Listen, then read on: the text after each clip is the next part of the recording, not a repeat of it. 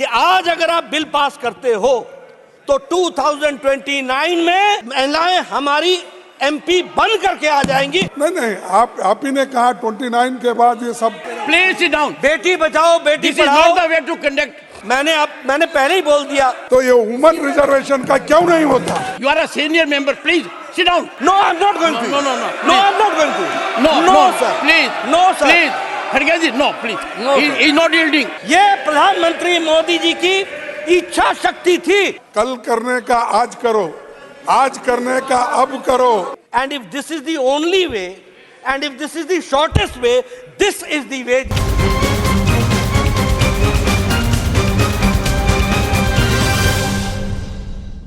मैं यहां यह भी कहना चाहता हूं कि कुछ इस तरह की चर्चा भी हुई कि इस बिल को अभी से लागू कर दो। इस तरह की चर्चा भी हुई कि इसमें देरी क्यों। मैं यहां स्पष्ट करना चाहता हूं कि कुछ संवैधानिक व्यवस्थाएं होती हैं, कुछ संवैधानिक तरीके से कार्य करने का तरीका होता है। आखिर हमने महिलाओं को रिजर्वेशन देना है, पर किस सीट पर रिजर्वेशन मिले, किस सीट पर ना मिले, इसका फैसला कौन करेगा? इसका फैसला सरकार नहीं कर सकती, एक क्वासी जुडिशियल बॉडी करती है। उसको नॉमिनेट करना पड़ता है, उसको नॉमिनेट करना पड़ता है, उसको फिर वो। अब मैं अगर सरकार में हूं और मैं वायनाड को अगर रिजर्व कर दूं तो, अमेठी को कर दूं तो, अगर मैं अमेठी को कर दूं तो, अगर मैं रायबरेली को कर दूं तो, ये इसके लिए दो चीजें आवश्यक है। कालबुर्गी को कर दूं तो इसके लिए दो चीजें आवश्यक है। पहला कि सेंसस हो, जनसंख्या हमारे सामने आए, और उसके साथ साथ फिर public hearing, quasi judicial body के माध्यम से पब्लिक हियरिंग हो, सीट्स निकाली जाए, नंबर निकाला जाए, और उसको निकालने के बाद उसको आगे बढ़ाया जाए। मैं यहां यह भी कहना चाहूंगा कि कुछ लोग कह रहे हैं कि सीटों में आप बढ़ा दोगे। अरे सीटें अगर बढ़ेंगी तो 33% भी तो बढ़ करके आएगा। इतना तो सिंपल मैथमेटिक्स समझना चाहिए। 33% तो बढ़ी हुई सीटों का भी होगा, आपको उसमें भी स्थान मिलेगा। इसलिए नियम कानून से हम ये मानते हैं कि आज अगर आप बिल पास करते हो तो 2029 में महिला आरक्षित महिलाएं हमारी एमपी बन करके आ जाएंगी, ये बात पक्की है। लेकिन अगर आप आज पास नहीं करते हो तो 2029 में भी नहीं आना, यह भी तय है। इसको भी हमको समझ लेना चाहिए।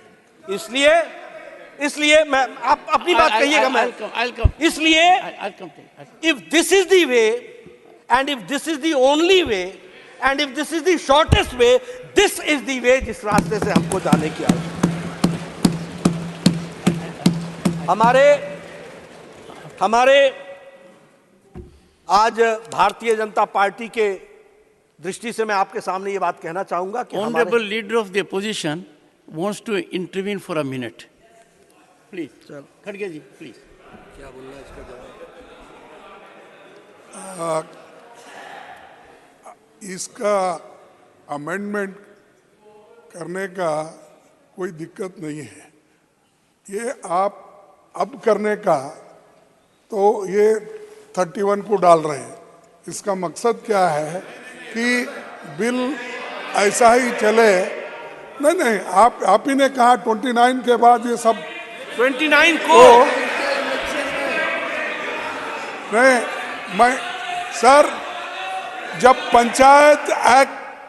पंचायत में रिजर्वेशन के लिए होता है, जिला पंचायत का होता है, तो ये वुमन रिजर्वेशन का क्यों नहीं होता? आज करो। और मैं एक कबीर का दुआ सुनाता हूँ, कल करने का आज करो, आज करने का अब करो, और फिर तो पल में प्रलय होगा तो फिर करेंगे कब?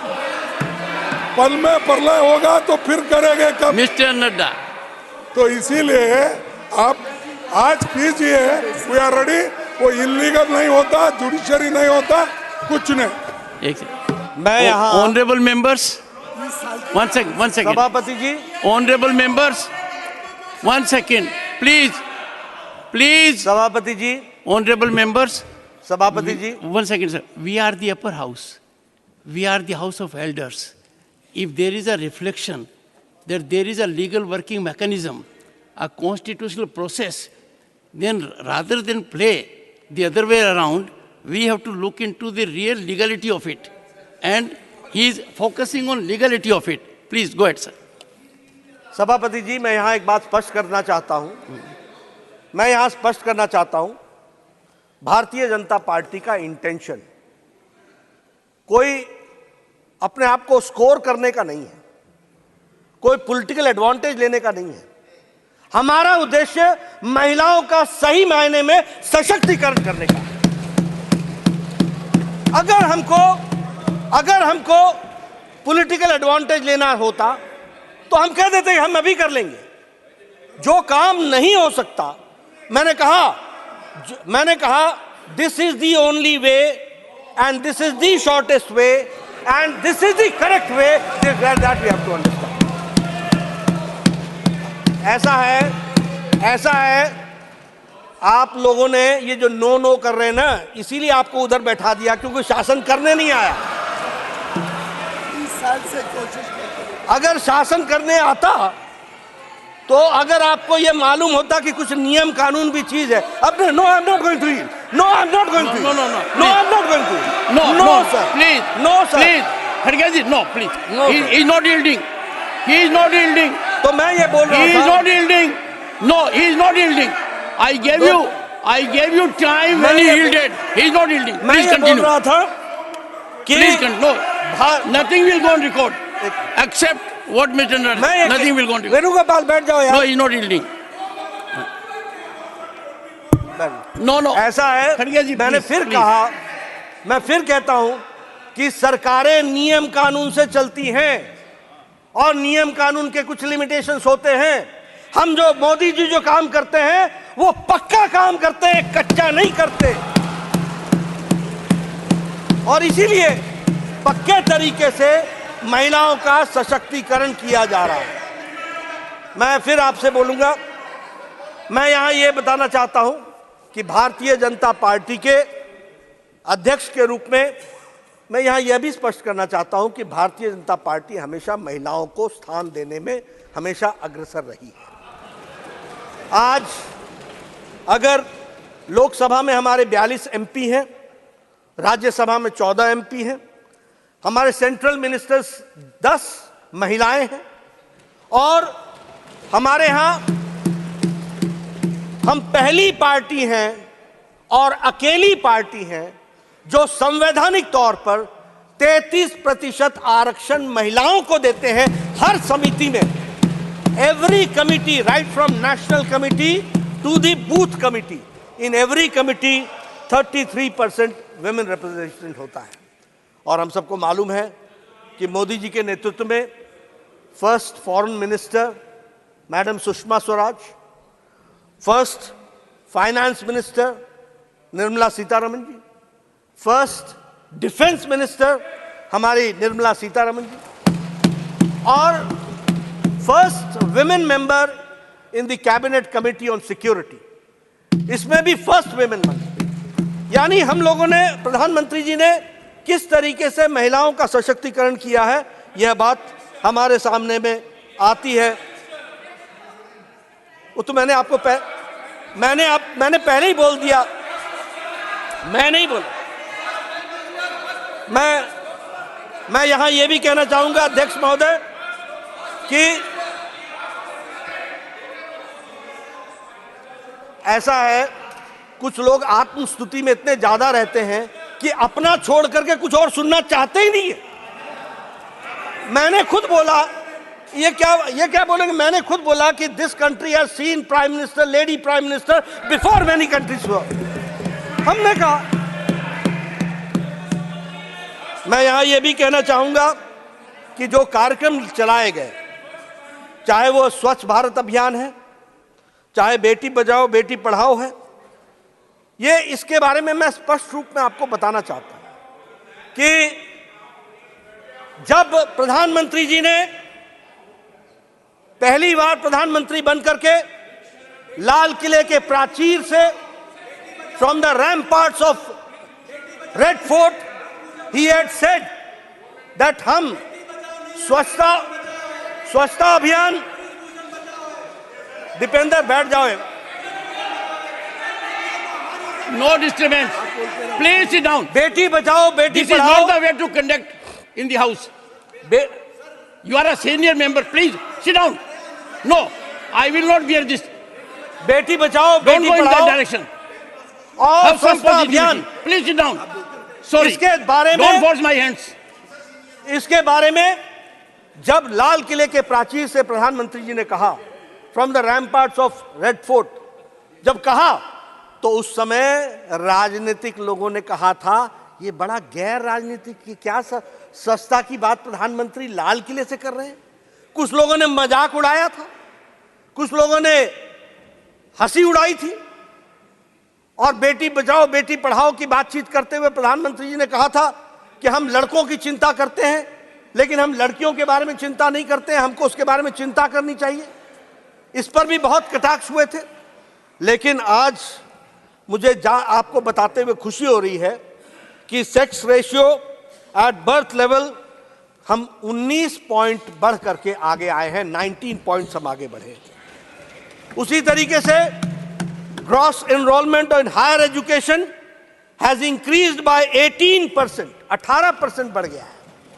उसी तरीके से फर्स्ट टाइम देश में सेक्स रेशियो टोटल पॉपुलेशन का out of 1000 male females are 1020, female का सेक्स रेशियो बढ़ गया।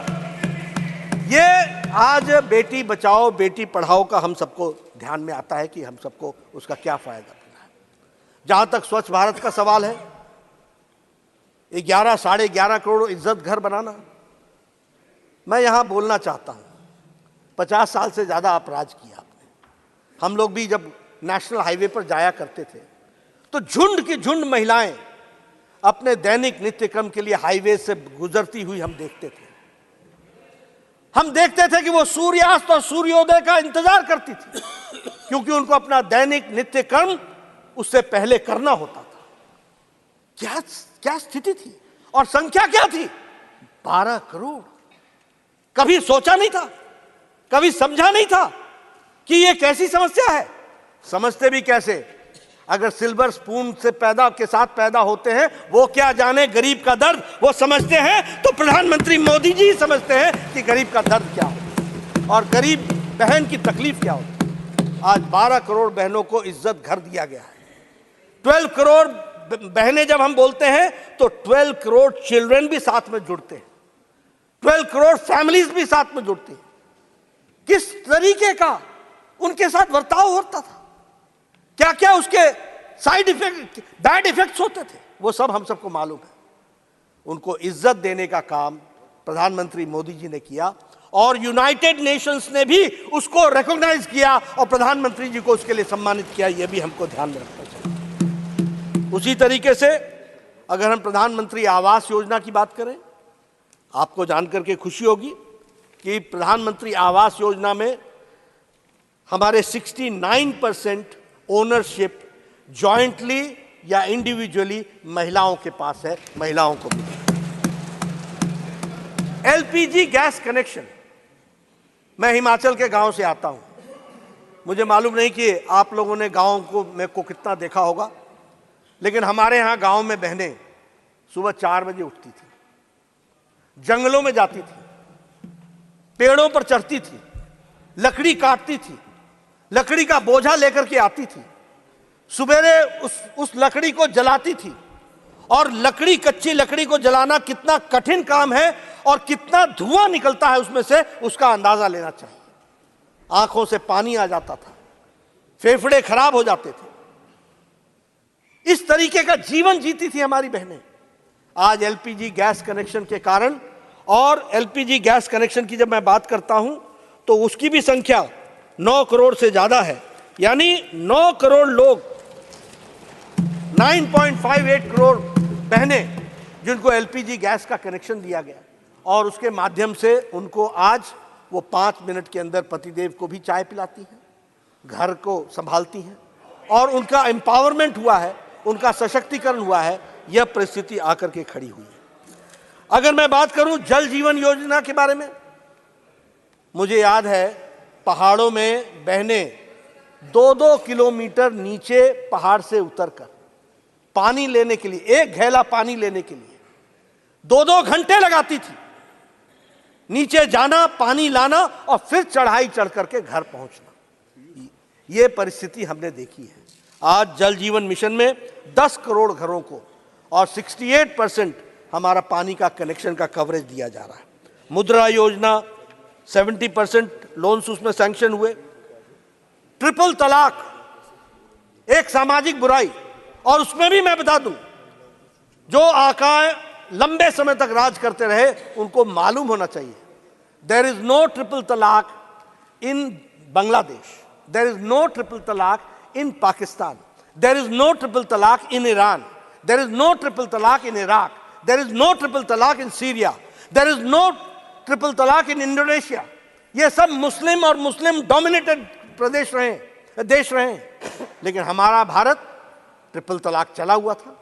सुप्रीम कोर्ट ने कह रखा था, उसके बावजूद भी क्यों? क्योंकि हम माइनॉरिटी की पॉलिटिक्स करते थे, अपीजमेंट की पॉलिटिक्स करते थे, ये वोट बैंक की पॉलिटिक्स करते हैं। ये प्रधानमंत्री मोदी जी की इच्छा शक्ति थी। आज ट्रिपल तलाक खत्म हो गया और मुस्लिम महिलाओं को इज्जत से जीने का अगर अधिकार दिया तो प्रधानमंत्री मोदी जी ने दिया। उसी तरीके से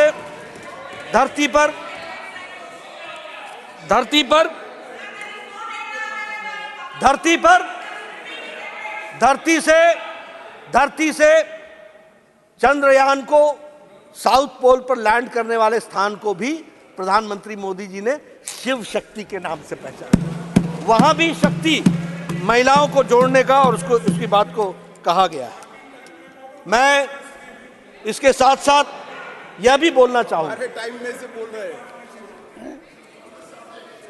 मैं यहां यह भी बोलना चाहूंगा कि ये सारी महिला सशक्तिकरण के कार्यक्रमों के माध्यम से देश को आगे बढ़ाने का काम किया है और इसी में आज एक नई कड़ी जुड़ रही है और वो है महिला शक्ति वंदन का विधेयक को पास करना।